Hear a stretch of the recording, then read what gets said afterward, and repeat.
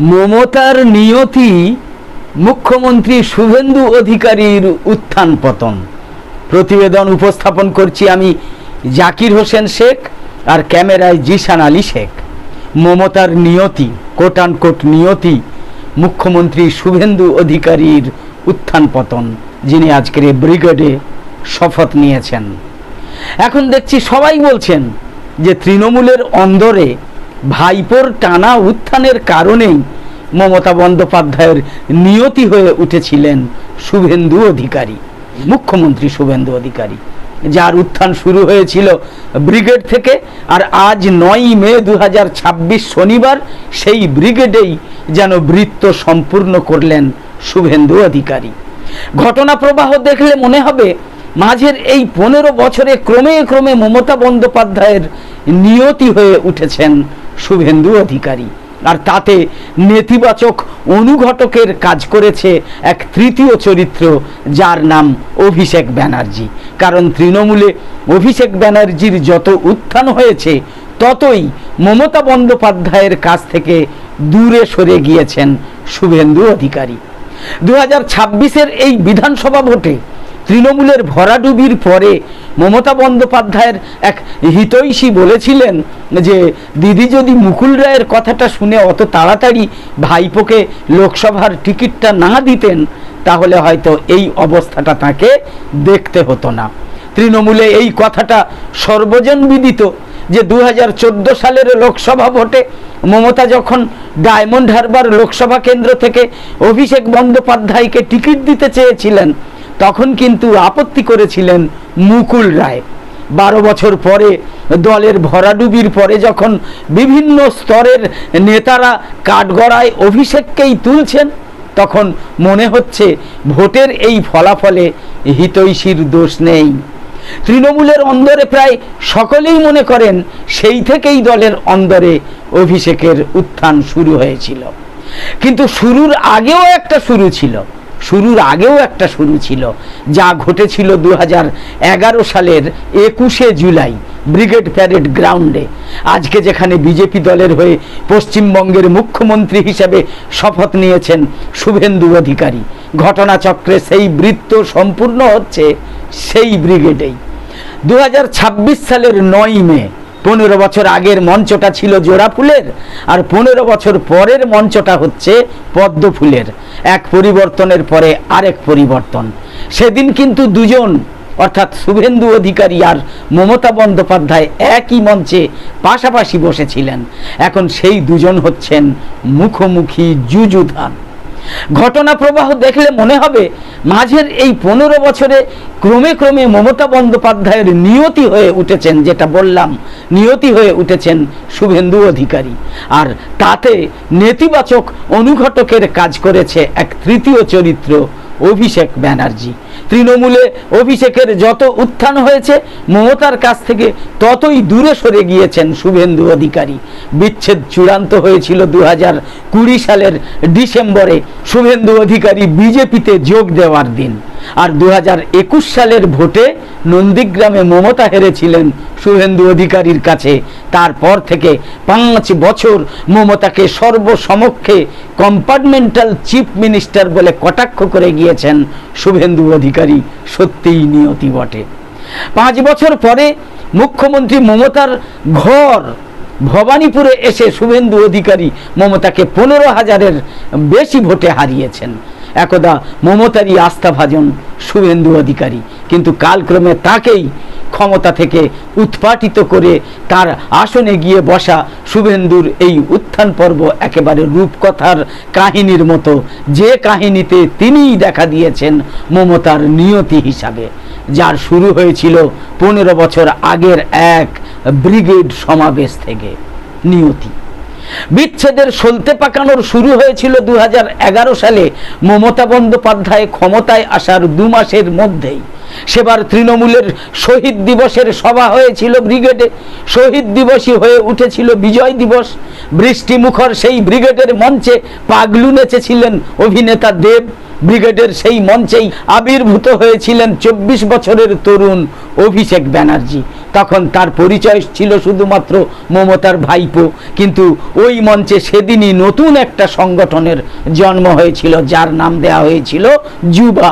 আর সেই যুবার মাথায় বসানো হয়েছিল অভিষেক ব্যানার্জিকে। সেদিন মমতা বন্দ্যোপাধ্যায় এমন একটা ধারণা দিয়েছিলেন যে তৃণমূলের যুব সংগঠনই হলো আসলে যুবা, কিন্তু তার আগে থেকেই যে তৃণমূলের যুব সংগঠন হিসাবে যুব তৃণমূল ছিল, যার সভাপতি ছিলেন শুভেন্দু অধিকারী। যুব তৈরির কিছুদিনের মধ্যেই শুভেন্দুকে যুব তৃণমূলের সভাপতি পদ থেকে সরিয়ে দেওয়া হলো, দায়িত্ব দেয়া হয় সৌমিত্র খাঁকে। সেই পর্বেই দলের অন্দরে প্রশ্ন উঠেছিল যে তৃণমূলের যুব সংগঠন থাকার পরেও কেন সমান্তরাল আরও একটা যুবা সংগঠন করা হচ্ছে। পোড় খাওয়া নেতারা বুঝতে পেরেছিলেন সেদিন যে যুবা তৈরির পদক্ষেপ ছিল আসলে শুভেন্দু অধিকারীকে পাকাপাকিভাবে সরিয়ে দিয়ে অভিষেকের হাতে যুব তৃণমূল তুলে দেওয়ার ভিত পুজো। ঘটনাও তেমনই ঘটেছিল। যুব তৃণমূলের সভাপতি করা হয়েছিল অভিষেক বন্দ্যোপাধ্যায়কেই। যুব তৃণমূলের সভাপতি পদ থেকে শুভেন্দুকে সরানো এবং তারপরে ভায়া সৌমিত্র খাঁ হয়ে সেই দায়িত্ব অভিষেককে দেওয়া নিয়ে দলের অন্দরে বিভিন্ন ধরনের জল্পনা এবং আলোচনা ছিলই।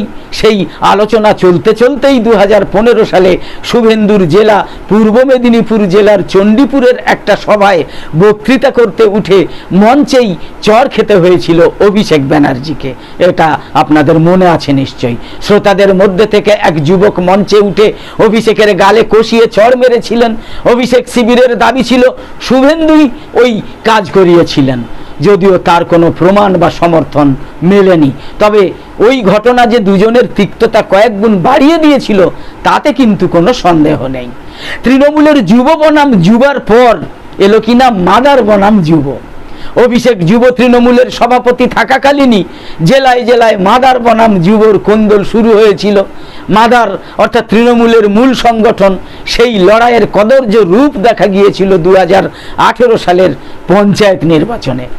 জোড়া ফুলের প্রার্থীদের বিরুদ্ধে বিভিন্ন স্তরে তৃণমূলের যুব বাহিনী নির্দল হয়ে দাঁড়িয়ে পড়তে শুরু করেছিল সেবার।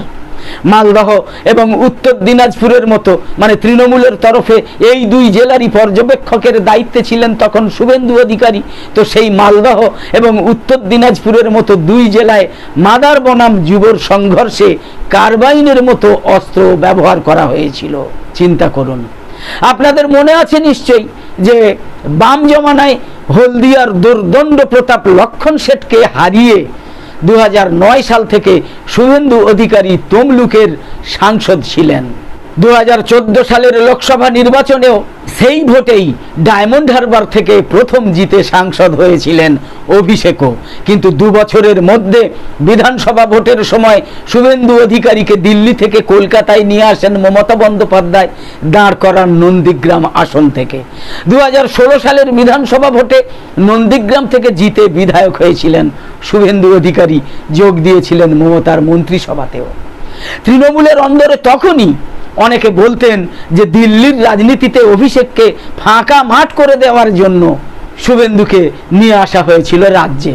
শুভেন্দু কিন্তু ততদিনে রাহুল গান্ধী সহ জাতীয় পর্যায়ের নেতাদের সঙ্গে ওঠা বসা শুরু করেছেন। সেই সময় রাজ্যে ফিরে আসতে তিনি একেবারেই স্বচ্ছন্দ বোধ করেননি, বরং একেবারেই রাজি ছিলেন না। ঘটনা পরম্পরা বলছে মুখ্যমন্ত্রী মমতার সেই দ্বিতীয় মেয়াদেই একাধিক ঘটনায় শুভেন্দু অধিকারীর সঙ্গে মমতা তথা তৃণমূলের দূরত্ব বাড়তে থাকে। তবে 2019 সাল পর্যন্ত সম্পর্কে ওঠাপড়া থাকলেও সম্পর্কটা অন্তত টিকে ছিল। রাজ্যে ক্ষমতায় আসার পরে তৃণমূল প্রথম ধাক্কা খেয়েছিল 2019 সালের লোকসভা নির্বাচনে। সেই লোকসভা নির্বাচনে 18টা আসন জিতে নিয়েছিল বিজেপি। তারপরে বহু জায়গায় তৃণমূলকে কঠিন চ্যালেঞ্জের মুখে ফেলে দিয়েছিল পদ্ম শিবির। সেই পর্বে একটা মামুলি উপনির্বাচন পর্যন্ত হয়ে উঠেছিল তৃণমূলের কাছে ঘুরে দাঁড়ানোর মঞ্চ। 2019 সালে বিজেপির দিলীপ ঘোষ সাংসদ হয়েছিলেন মেদিনীপুর থেকে। সাংসদ হওয়ায় খড়গপুর সদর বিধানসভা আসনটা তাকে ছাড়তে হয়েছিল, ফলে উপনির্বাচন হয়েছিল সেখানে। তো সেই ভোটের দায়িত্ব দেওয়া হয়েছিল শুভেন্দু অধিকারীকে। ভোট হয়েছিল 2019 সালের নভেম্বর মাসের শেষে। শুভেন্দুকে গুরুত্ব দিতে সেবারই প্রথম এবং সেবারই শেষ বলা যায় তাকে কালীঘাটের বাড়িতে ভাইফোঁটায় নিমন্ত্রণ করেছিলেন মমতা বন্দ্যোপাধ্যায়। ভাইফোঁটা দেওয়ার পরে শুভেন্দুকে মমতা প্রশ্ন করেছিলেন যে খড়গপুর সদরের উপনির্বাচনে কি ফলাফল হতে পারে। শুভেন্দু দিদিকে আশ্বস্ত করে বলেছিলেন তৃণমূলই জিতবে, আসন পুনরুদ্ধার হবে, দেখে নেবেন। যে আসনে সর্বসমক্ষেই শুভেন্দু অধিকারীকে মমতা বন্দ্যোপাধ্যায় বলেছিলেন তোর মুখে ফুল চন্দন পড়ুক। শুভেন্দু কথা রেখেছিলেন। সত্যিই সেই উপনির্বাচনে খড়গপুর সদর পুনরুদ্ধার করেছিল তৃণমূল কংগ্রেস শুভেন্দু অধিকারীর নেতৃত্বে। এরপর অভিষেক ব্যানার্জির নির্দেশে তৃণমূলের পর্যবেক্ষক পদের বিলোপ শুরু হয়। তৃণমূলে যে পর্যবেক্ষক ছিল এতদিন ধরে, অভিষেক বন্দ্যোপাধ্যায়ের এবারে নির্দেশে সেগুলো বিলোপ করা শুরু হয়। 2019 সালের লোকসভা নির্বাচনে ধাক্কা খাওয়ার পরেই প্রশান্ত কিশোরের সংস্থা আইপ্যাককে পরামর্শদাতা সংস্থা হিসাবে নিয়োগ করেছিল তৃণমূল অভিষেকের কথাতেই। তারপরেই তৃণমূলের সংগঠনে সংস্কার শুরু হয়, তুলে দেওয়া হয় জেলা ভিত্তিক পর্যবেক্ষক ব্যবস্থা। শুভেন্দু অধিকারী ছিলেন সেই সময় জঙ্গলমহলের বেশ কয়েকটা জেলা সহ উত্তর দিনাজপুর, মালদহ এবং মুর্শিদাবাদের পর্যবেক্ষক। 2011 সাল থেকে বিভিন্ন ঘটনায় শুভেন্দু অধিকারীর সঙ্গে তৃণমূলের এবং পর্যায়ক্রমে অভিষেকের যে সংঘাত চলছিল তা চূড়ান্ত আকার নেয় সেই পর্যবেক্ষক ব্যবস্থা উঠিয়ে দেওয়ার পর থেকে। বলা দরকার সেই ব্যবস্থা বিলোপের নেপথ্যে অভিষেকের ভূমিকাই ছিল একমাত্র ভূমিকা। শুভেন্দু বিজেপিতে যাওয়ার পরে অভিষেকও দাবি করেছিলেন যে পর্যবেক্ষক ব্যবস্থা তুলে দেওয়া যে দূরদৃষ্টি সম্পন্ন রাজনৈতিক সিদ্ধান্ত ছিল সেটা প্রমাণিত হয়েছে শুভেন্দু দলত্যাগে।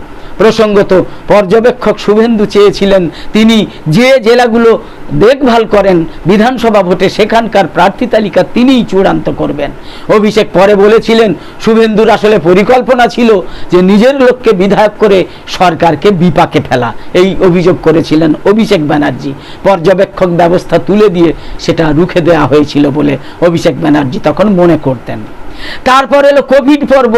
2020 সালের মার্চ থেকে যখন কোভিডের কবলে গোটা দুনিয়া, তখনই একলা চলা শুরু করেছিলেন শুভেন্দু অধিকারী। ব্যক্তিগত উদ্যোগে জঙ্গলমহলের প্রত্যন্ত অঞ্চলে ত্রাণ সামগ্রী পাঠানোকে অভিযানের আকার দিয়েছিলেন তিনি। কাজকর্মের ধাঁচে বুঝিয়ে দিয়েছিলেন তিনি নতুন পথের সন্ধানে। প্রকাশ্যে না এলেও মাঝখানে একাধিক ঘটনায় মন্ত্রী শুভেন্দুর সঙ্গে মমতার সরকারের মতান্তর হয়েছে। তখন পরিবহন মন্ত্রী শুভেন্দু অধিকারী গণপরিবহন ব্যবস্থায় কিছু সংস্কার করতে চেয়েছিলেন, কিন্তু তার হাত বেঁধে দেওয়া হয়েছিল, তার হাত পা বেঁধে দেওয়া হয়েছিল। দপ্তরেরও কোনো ফাইল মন্ত্রী শুভেন্দু অধিকারীর কাছে না পাঠাতে নির্দেশ দিয়েছিলেন মুখ্যমন্ত্রী মমতা বন্দ্যোপাধ্যায়। অতিমারির প্রথম ঢেউ পেরিয়ে প্রাথমিকভাবে ট্রেন, বাস উড়ান চালু হওয়ার পর নন্দীগ্রামের একটা কর্মসূচি থেকে শুভেন্দু অধিকারী স্পষ্ট করে দিয়েছিলেন যে তিনি রাজনীতির নতুন পথ খুঁজে পেয়েছেন। ভূমি উচ্ছেদ প্রতিরোধ কমিটির ভিড়ে ঠাসা সভায় শুভেন্দু অধিকারী বলেছিলেন রাজনীতির ময়দানে দেখা হবে, লড়াইয়ের ময়দানে দেখা হবে। তার কয়েকদিন পর থেকেই ধাপে ধাপে মন্ত্রিত্ব, হলদিয়া উন্নয়ন পর্ষদের চেয়ারম্যান পদ, বিধায়ক পদ ছাড়তে থাকেন শুভেন্দু অধিকারী। ঘটনাচক্রে শুভেন্দু অধিকারী যখন নিজের রাস্তা খুঁজছেন তখনই আইপ্যাককে সঙ্গে নিয়ে শাসক শিবিরে নতুন ঘরানা নির্মাণ করছিলেন অভিষেক বন্দ্যোপাধ্যায়। ফলে সামাল সামাল রব উঠে গিয়েছিল দলে। শুভেন্দুর সাংগঠনিক দক্ষতা, অভিজ্ঞতা এবং লড়াইয়ের ইতিহাসের কথা মাথায় রেখে প্রশান্ত কিশোর চেয়েছিলেন যে তাকে তৃণমূলে রাখতে, মানে শুভেন্দুকে তৃণমূলে রাখতে। তখন দুয়ারে বিধানসভা ভোট। 2020 সালের 1 ডিসেম্বর শ্যামবাজারে জনৈক কর্মীর বাড়িতে বৈঠক হয় শুভেন্দু অধিকারী আর অভিষেক ব্যানার্জির মধ্যে। সেখানে ছিলেন প্রশান্ত কিশোর সহ তৃণমূলের 2 বর্ষীয়ান সাংসদ সুদীপ বন্দ্যোপাধ্যায় এবং সৌগত রায়। বৈঠকের মাঝে অভিষেকের ফোন থেকেই মমতার সঙ্গে কথা বলেছিলেন শুভেন্দু অধিকারী, কিন্তু বরফ গলেনি সেই সব কথায়। অভিষেক বন্দ্যোপাধ্যায় শুভেন্দুকে রসগোল্লা খাইয়ে দিতে চেয়েছিলেন নিজের হাতে। শোনা যায় শুভেন্দু রসগোল্লা খেলেও নিজের সিদ্ধান্ত থেকে নড়েননি। আবার অনেকে বলেন যে শুভেন্দু অধিকারী সেই সময় রসগোল্লা খেতেই চাননি।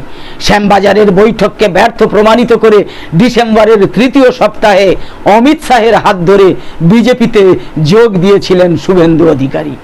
তারপর থেকে শুরু হয়েছিল শুভেন্দু অধিকারী বনাম মমতা বন্দ্যোপাধ্যায়ের লড়াই।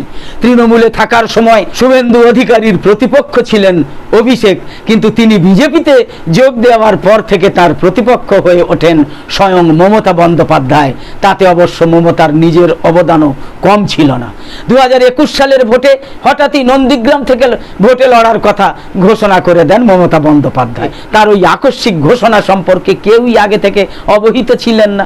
হকচকিয়ে যায় গোটা তৃণমূল দলটা, বিস্মিত হন প্রশান্ত কিশোরও। কিন্তু মুখ্যমন্ত্রীর ইচ্ছা হলো মানেই তো আসলে সেটা নির্দেশ।